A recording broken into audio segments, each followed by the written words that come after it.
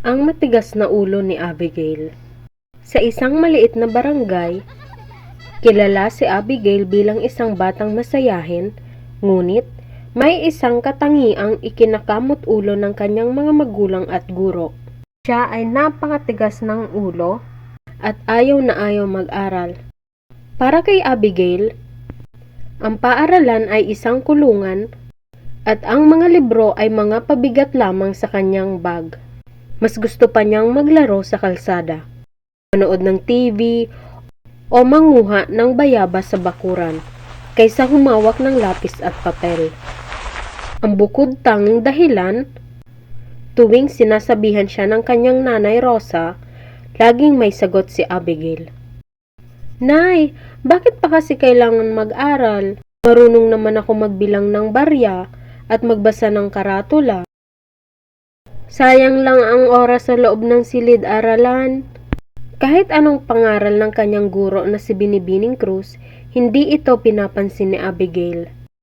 Madalas siyang mag-cutting classes, o kaya naman ay matutulog lang sa likod ng klase.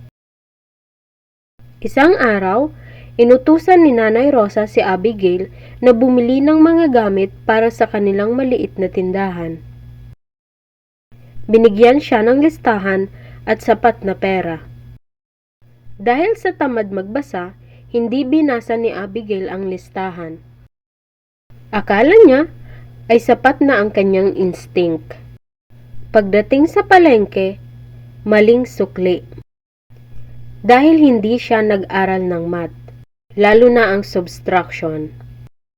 Hindi niya napansin na kulang ng 100 pesos ang sukling ibinigay sa kanya ng tendero.